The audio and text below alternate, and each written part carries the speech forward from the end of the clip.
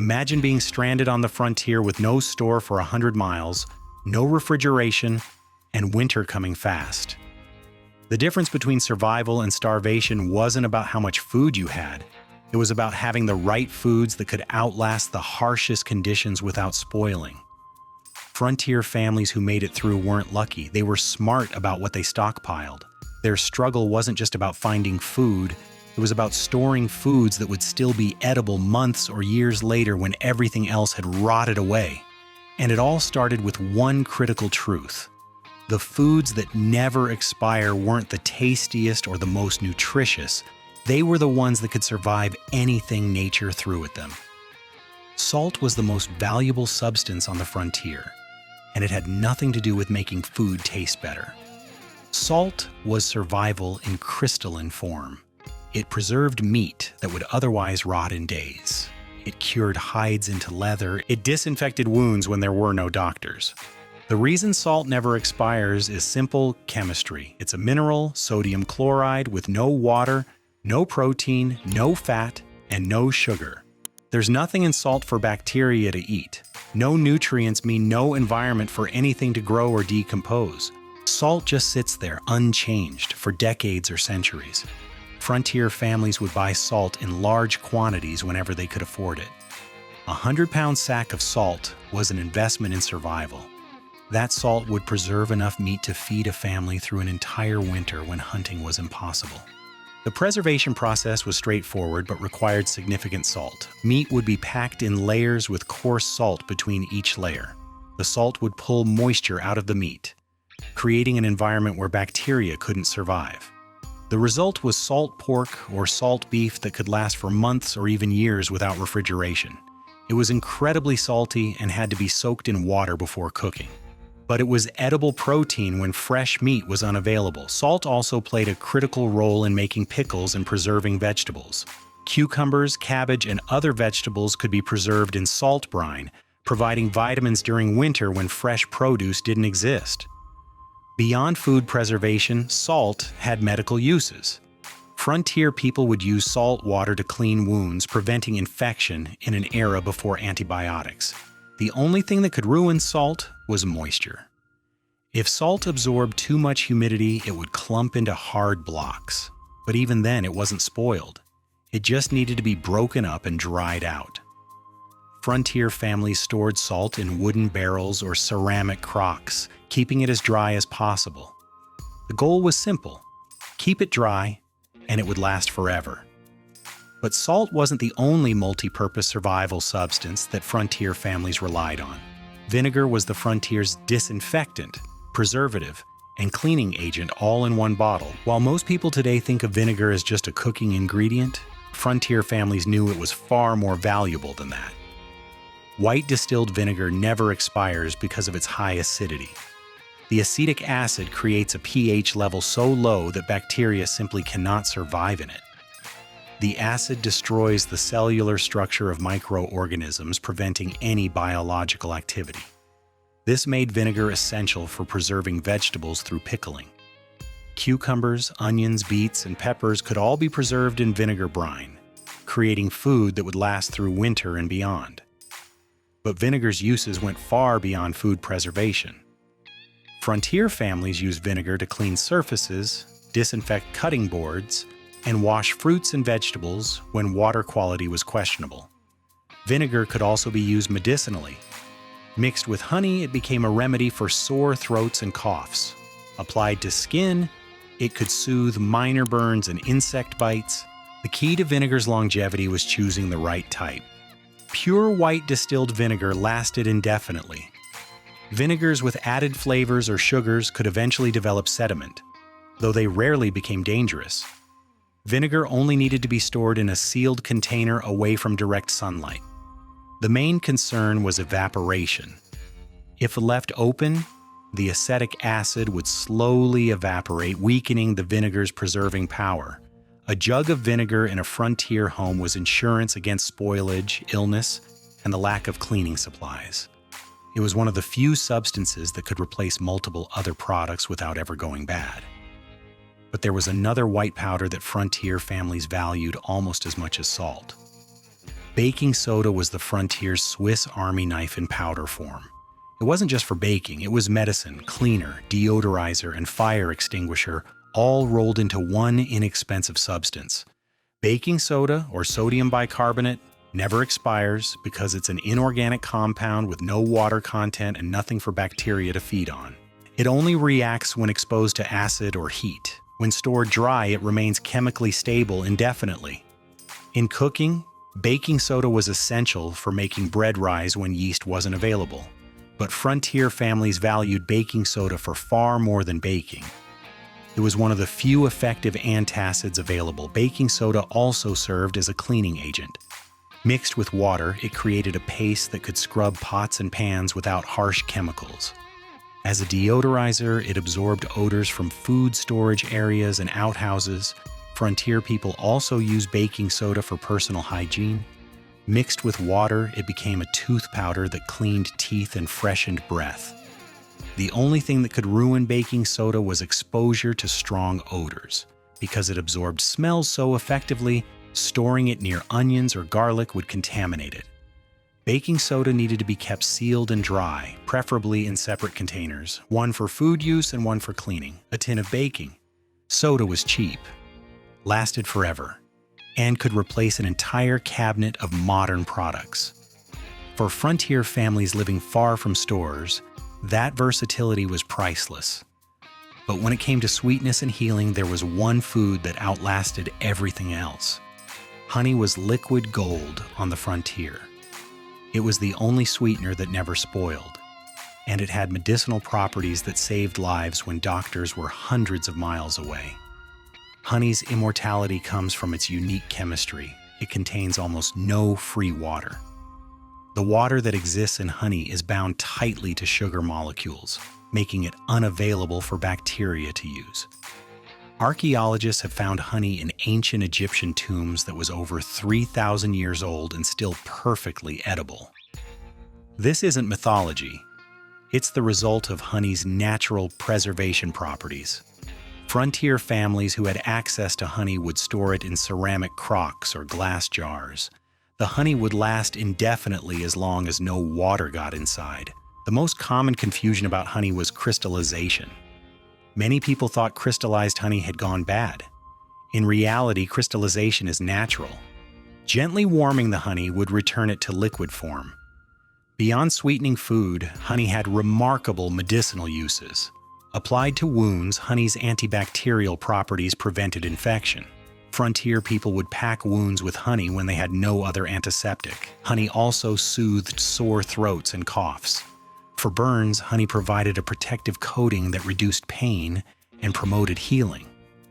Honey was also an energy source during hard physical labor. A spoonful provided quick calories when food was scarce. Pure honey was the key. Honey diluted with water or syrup could ferment and spoil, but pure, undiluted honey stored in a sealed container would outlast the people who stored it. Speaking of fats that lasted, there was one cooking ingredient that frontier families couldn't live without. Lard was the frontier's cooking fat, preservation medium, and multi-purpose grease. Rendered pork fat might not sound appealing today, but it was essential for survival. Properly rendered and stored lard could last for years without refrigeration. The rendering process removed water and impurities, leaving pure fat that was chemically stable. The rendering process was labor-intensive. Pork fat would be cut into small pieces and slowly heated until the fat melted. The liquid fat would be strained and poured into containers to cool. In cooking, lard was used for frying, baking, and adding richness to food. Biscuits made with lard were flaky and tender. Lard also preserved food. Cooked meat could be packed in crocks and covered with melted lard. As the lard cooled and solidified, it created an airtight seal that prevented spoilage. Beyond food, lard had practical uses. It could be made into soap when combined with lye. It waterproofed leather boots. It served as a lubricant for tools. It could even be burned in lamps. The key to lard's longevity was keeping it sealed from air and stored in a cool place. Properly stored lard in a sealed crock could last for years. Frontier families who butchered hogs would render every ounce of fat, knowing that lard was too valuable to waste. But when it came to protein that could last through any hardship, dried beans were the foundation of frontier survival. Dried beans were the protein source that kept frontier families alive when meat was scarce. A sack of dried beans could feed a family for months, and if stored properly, those beans would remain edible for decades. The durability of dried beans comes from their extremely low moisture content and lack of natural oils. Once beans are fully dried, bacteria and mold have no environment to grow. Frontier families would buy beans in bulk whenever possible. The type mattered less than having a large supply that wouldn't spoil. The only real change in dried beans over time was hardness. Older beans took longer to soften when cooked, but they retained the same nutritional value. The biggest threat to dried beans was moisture. If beans absorbed humidity, they could sprout or develop mold. Once mold appeared, the entire batch was ruined. Frontier families stored beans in wooden barrels or ceramic crocks in dry areas. The key was keeping them away from ground moisture. When cooked, dried beans provided protein, fiber, and minerals. Combined with cornbread or rice, beans created a complete protein that could replace meat. A pot of beans could be stretched to feed many people. Add water, and you had soup. Add salt pork, and you had stew. A well-stocked supply of dried beans was insurance against starvation. As long as you had beans and water, you could survive. But beans needed to be paired with something, and that something was the most reliable grain on the frontier. White rice was the grain that could outlast everything else in the pantry. While whole grains would go rancid within months, white rice could last for decades. The secret to white rice's longevity is what's been removed. The milling process strips away the bran layer that contains oils. Without them, white rice is chemically stable and nearly immortal. Frontier families who had access to white rice would store it in large quantities. Rice was filling, easy to cook, and could be combined with almost anything. The main concern with rice storage was keeping it dry and away from pests. Rice also absorbed odors easily. Storing it near strong spices would ruin the flavor. When food was scarce, rice could be cooked into porridge with just water and salt. Combined with beans, rice created a complete protein that could sustain life indefinitely. Rice could also be ground into flour for baking when wheat flour wasn't available. The versatility and durability of white rice made it essential for any family preparing for long winters. A 100-pound sack of rice was an investment in survival, but rice and beans needed to be supplemented with other grains, and one stood out for its versatility. Dried corn and cornmeal were the backbone of frontier cooking. Corn could be eaten fresh when in season, but dried corn and ground cornmeal could last for years. The drying process removed moisture, making corn shelf-stable for extended periods. Whole dried corn kernels could be stored in barrels, then ground into meal as needed. Cornmeal was used to make cornbread, johnny cakes, mush, and tortillas. It could be mixed with wheat flour to stretch supplies or used alone. Frontier families would grow corn, dry it, and store it for winter use. A good corn harvest meant food security for the entire year. The main threat to dried corn was weevils and other insects. Frontier families would add bay leaves to storage containers to deter pests. Corn was also used as animal feed, making it doubly valuable. A family could feed themselves and their livestock from the same harvest. The versatility of corn made it irreplaceable. It could be food, animal feed, and even used to make whiskey. But when it came to pure sweetness and energy, there was one substance that never failed. White sugar was pure energy in crystalline form. It never spoiled, never went bad, and could transform bland survival food into something almost pleasant. Sugar's immortality comes from its chemical structure. Pure sucrose contains no water, no protein, and no fat. There's nothing for bacteria to feed on. The only thing that could make sugar difficult to use was moisture. When sugar absorbed humidity, it would clump into hard blocks. But even then, it wasn't spoiled. Frontier families would buy sugar when they could afford it.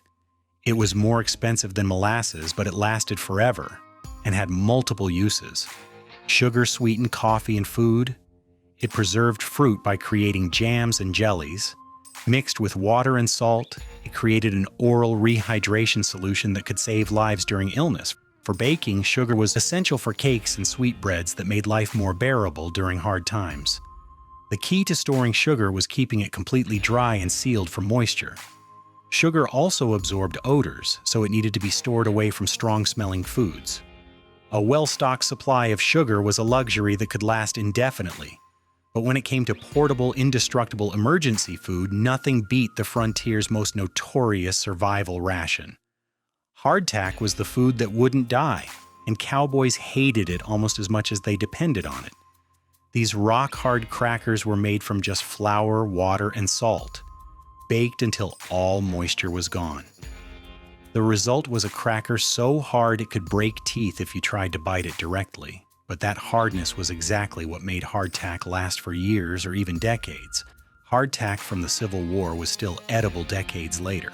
The complete absence of moisture meant bacteria and mold couldn't grow. Frontier travelers would carry hardtack because it was lightweight, compact, and indestructible. You could drop it, sit on it, or leave it in the rain, and it would still be edible once it dried out. The way to eat hardtack was to soak it in coffee, water, or stew until it softened enough to chew. Eating it dry was potentially dangerous to your teeth. The main problem with hardtack was weevils. Cowboys would tap hardtack on the table to knock out the bugs before eating. Most just ate it in the dark so they couldn't see what they were chewing. The durability of hardtack made it essential for long journeys where weight and space were limited. But there was one frontier food that combined meat, fat, and preservation into the ultimate survival ration. Pemmican was the superfood that Native Americans invented and frontier travelers adopted because nothing else came close to its combination of nutrition, portability, and longevity. Pemmican was made from dried meat, pounded into powder, mixed with rendered fat, and sometimes dried berries. The mixture was packed into containers where it would solidify into a dense, calorie-rich block. The genius of pemmican was that it combined protein from meat, fat for energy, and sometimes vitamins from berries into a complete food that could last for years.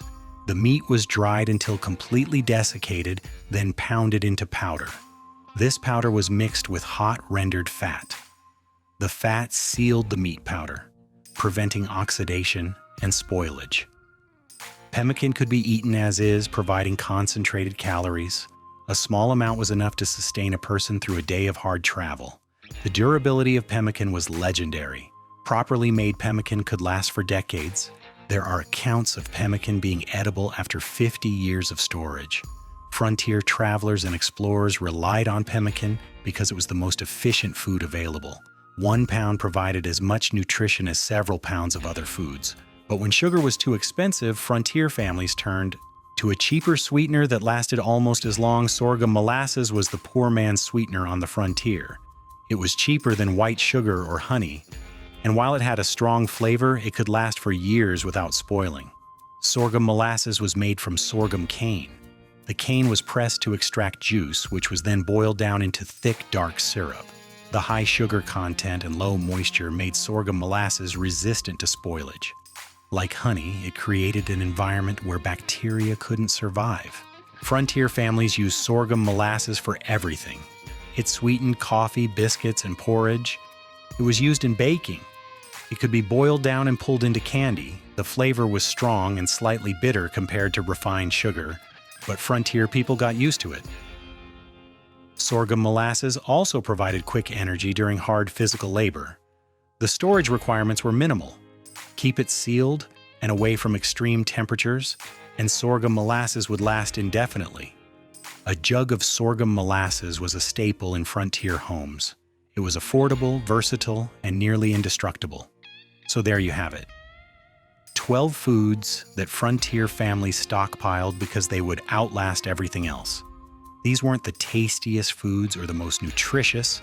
They were the ones that could survive years of storage and still keep a family alive when everything else had failed. Salt, vinegar, baking soda, honey, lard, beans, rice, corn, sugar, hardtack, pemmican, and sorghum molasses.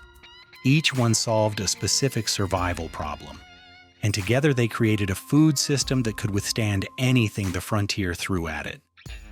Makes you wonder what we've lost in our dependence on refrigeration and grocery stores, doesn't it? Those frontier families knew something we've forgotten. The best foods aren't the ones that taste good fresh. They're the ones that are still there when you need them most.